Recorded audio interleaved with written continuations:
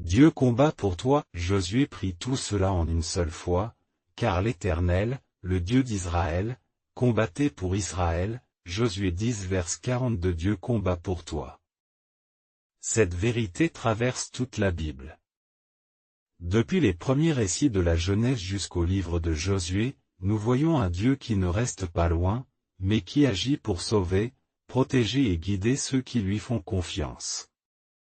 Quand Israël sortit d'Égypte, poursuivi par l'armée du Pharaon, Moïse dit au peuple, « L'Éternel combattra pour vous, et vous, gardez le silence. » Exode 14 vers 14. C'est le même Dieu qui a combattu pour Josué quand il entra dans la terre promise. Ce n'était pas par la force des soldats ni par les armes humaines que les murailles de Jéricho tombèrent. C'était par la puissance de Dieu. Mais pourquoi Dieu a-t-il livré ces batailles? Pourquoi certaines histoires de la Bible parlent-elles de guerre? Pour comprendre cela, il faut d'abord connaître le cœur de Dieu. Dieu est amour, mais il est aussi juste. Il déteste le mal, la violence et l'injustice. Dans la Genèse, Dieu avait dit à Abraham, à la 4e génération, « Ils reviendront ici, car l'iniquité des Amoréens n'est pas encore à son comble. » Genèse 15 vers 16. Cela veut dire que Dieu ne voulait pas détruire les peuples de Canaan tout de suite. Il leur a laissé du temps pour changer. Il a patienté pendant des siècles. Mais les Cananéens pratiquaient des choses très mauvaises, ils faisaient des sacrifices d'enfants, consultaient les esprits, et adoraient des faux dieux. Dieu leur a donné beaucoup d'occasions de se détourner du mal. Mais ils ont refusé. Alors Dieu a agi, non pas par haine, mais pour arrêter le mal et protéger la vie. La Bible dit, Dieu est un juste juge, et Dieu s'irrite en tout temps contre le méchant. Psaume 7 vers 11. Dieu n'est pas un juge comme les hommes. Il ne juge pas avec colère ou orgueil. Il juge avec amour, mais aussi avec vérité. Son but n'est pas la guerre, mais la paix. Quand Israël a dû se battre, c'était pour que la justice de Dieu soit rétablie. Dieu voulait donner à son peuple un lieu pur où vivre, un pays sans idole ni violence. Il ne voulait pas que le mal se répande davantage. Mais chaque personne, même parmi les Cananéens, pouvait choisir.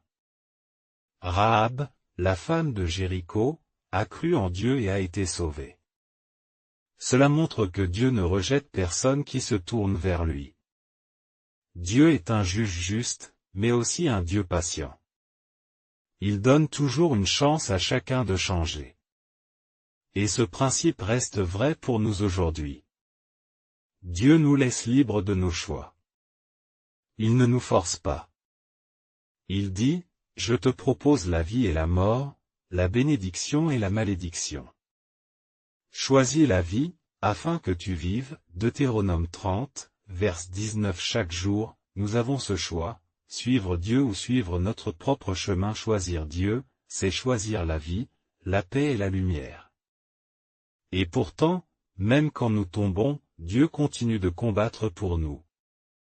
Il combat contre le mal, contre la peur, contre la culpabilité, contre les forces qui veulent nous éloigner de lui.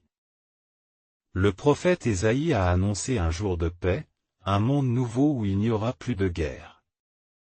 Il a dit, « Car un enfant nous est né, un fils nous est donné, et la domination reposera sur son épaule. On l'appellera admirable, conseiller, Dieu puissant, Père éternel, Prince de la paix. » Ésaïe 9 vers 6. Cet enfant, c'est Jésus-Christ. Il est venu pour montrer que le vrai combat de Dieu n'est pas contre les hommes, mais contre le mal qui détruit les cœurs. Jésus n'a pas pris une épée. Il a pris la croix. Par l'amour et le pardon, il a vaincu la haine et le péché. Aujourd'hui, il continue de combattre pour toi. Quand tu pries, il agit. Quand tu te sens faible, il te soutient. Quand tu ne sais plus comment avancer, il te dit, « Ne crains rien, car je suis avec toi, ne promène pas des regards inquiets, car je suis ton Dieu, je te fortifie, je viens à ton secours, je te soutiens de ma droite triomphante. Ésaïe 41 vers 10. Dieu combat pour toi, non pas avec des armes, mais avec son amour, sa vérité et sa justice. Il veut te donner la paix que le monde ne peut pas donner. Conclusion. Dans le livre de Josué, il est écrit, Josué prit tout cela en une seule fois, car l'Éternel, le Dieu d'Israël, combattait pour Israël. Josué 10 vers 42. Ce même Dieu combat aujourd'hui pour toi. Il lutte contre tout ce qui veut t'éloigner de lui. Il te protège, il te pardonne, il t'aime. Et son but n'est pas la guerre, mais la paix du cœur, la paix avec Dieu, et la paix avec les autres. Alors, même si la vie est parfois un combat, souviens-toi, tu n'es jamais seul. Dieu combat pour toi.